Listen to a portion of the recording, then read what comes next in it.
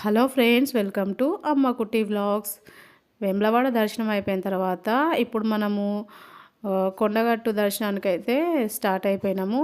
కానీ మనకి వేములవాడలో దర్శనం అయ్యేసరికి 1:30 అయిపోయింది.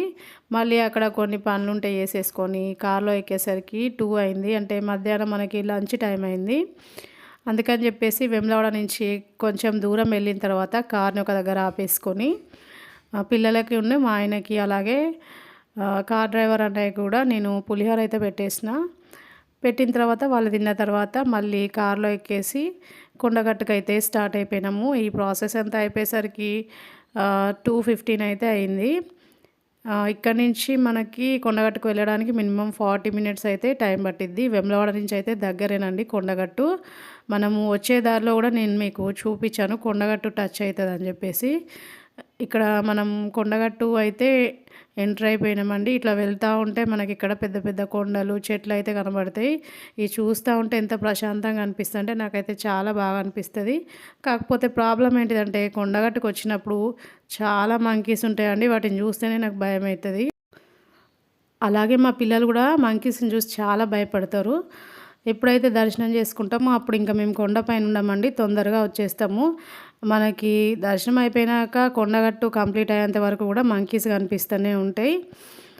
ఇక్కడ మనము కార్లో నుంచి దిగిపోయిన తర్వాత దర్శనానికైతే నడుచుకుంటూ వెళ్ళాలి. కార్లను లోపల దాకా రానివ్వరు. మేమైతే నడుచుకుంటూ వెళ్ళడం అయితే స్టార్ట్ చేసినాం. ఇక్కడ మీకు చూస్తే డైరెక్ట్గా కనిపిస్తుందండి దేవుడి గుడి అనమాట. దూరం నుంచి ఇది వ్యూ. ఇట్లా మనం నడుచుకుంటూ వెళ్ళి రైట్కి టర్న్ అవుతే మనము టెంపుల్లోకి వెళ్ళొచ్చు. నాకు వీలైనంత వరకు అయితే నేను వీడియో తీస్తానండి. మనం మధ్యలో నడుచుకుంటూ పోతుంటే ఇక్కడ మనకి ఒక కొండలా ఉంటుంది. దానికి హనుమాన్ది ఇట్లా పెయింట్ తోటి మంచిగా ఆర్ట్ వేసి ఉంటుందండి. చాలా బాగుంది ఇదైతే చూడటానికి. ఇప్పుడు మనము ఇలానే నడుచుకుంటూ వెళ్ళి ఒక కొబ్బరికాయ తీసేసుకొని దర్శనానికి వెళ్ళాలి. మనం ఇంతకుముందు కొండగట్టుకు వచ్చినప్పుడు డైరెక్ట్గా ఎంట్రన్స్ నుంచి లోపలికి వెళ్ళి దర్శనం చేసుకోవడానికి ఉండేదండి. ఇప్పుడు గుడి చుట్టూరా ఈ విధంగా రాడ్లతోటి సెట్ చేసి పెట్టేశారు. ఇప్పుడు ఇందులో నుంచి నడుచుకుంటూ వెళ్ళిన తర్వాత దర్శనానికి వెళ్దాము. ఇప్పుడు నేను పైనుంచి గుడి వ్యూ అయితే చూపిస్తానండి. ఒకసారి మీరు కూడా చూసేయండి. ఎందుకంటే లోపలికి వెళ్ళిన తర్వాత మనకి వీడియో తీయడానికి వీలుండదు కాబట్టి ఒకసారి చూసిన తర్వాత నేను దర్శనానికి వెళ్ళొచ్చేస్తా. నేను లోపలికి వెళ్ళి దర్శనం చేసుకొని వచ్చేసరికి మినిమం ఒక 20 మినిట్స్ టైం అయితే పట్టిందండి.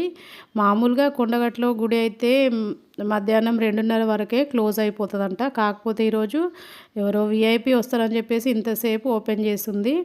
గుళ్ళో నుంచి బయటకు వచ్చిన తర్వాత నేను ఇక్కడ మీకు కోనేరు చూపిస్తానండి. ఎప్పుడు మనం కొండగట్టుకు వచ్చినా సరే ముందుగా ఈ కోనేరులో స్నానం చేసి ఆ తర్వాత దర్శనానికి వెళ్ళాలి. నేనైతే ఇంటి దగ్గరనే స్నానం చేసి వచ్చేసినాం కాబట్టి మేము డైరెక్ట్గా వెళ్ళిపోయినాము. మీరు ఎప్పుడైనా వస్తే ఈ కోనేరులో స్నానం చేసిన తర్వాతనే దర్శనానికి వెళ్ళండి. ఇక వచ్చేసిన తర్వాత ఇక్కడ మనకి ప్రసాదం కౌంటర్లు అండి. ఇక్కడనైతే మంకీస్ అయితే చాలా ఉన్నాయండి. పిల్లలు అయితే చాలా భయపడుతున్నారు. అందుకని చెప్పేసి నేను పిల్లల దగ్గర కూర్చున్నా.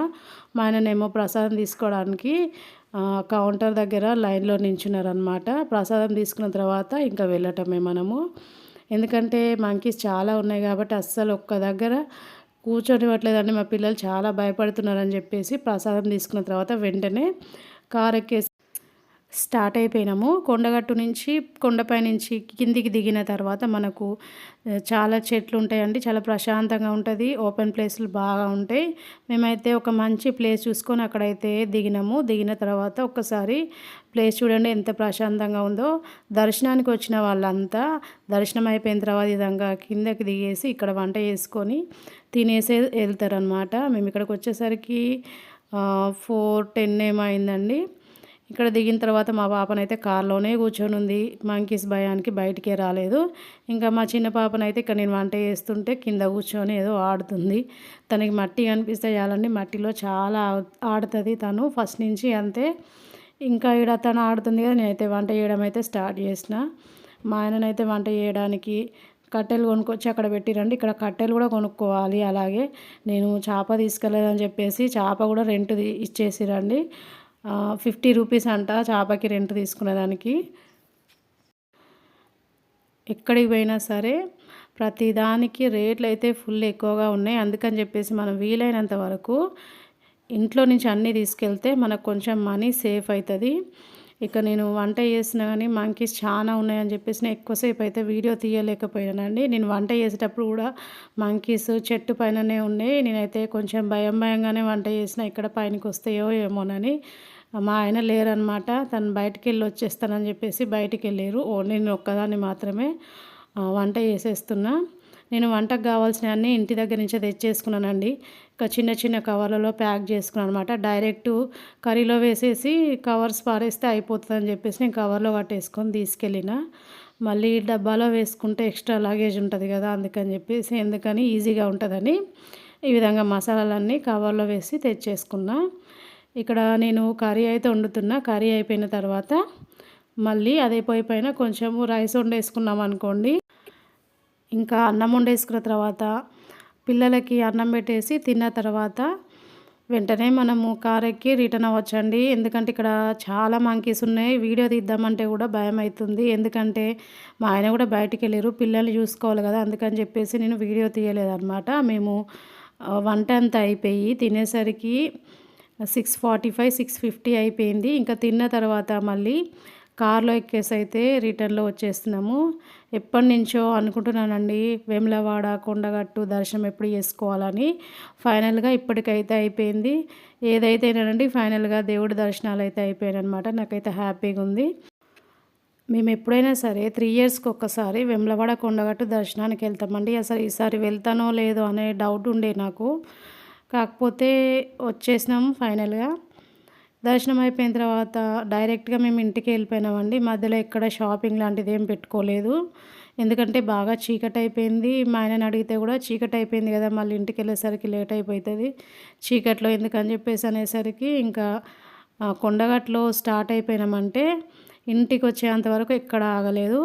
మళ్ళీ ఇంటికి వచ్చే వరకు నైట్ అయితే 9 అయిపోయింది. అక్కడ 7కి స్టార్ట్ అయినామంటే 9 వరకల్లా ఇంటి దగ్గరకు వచ్చేసినాం.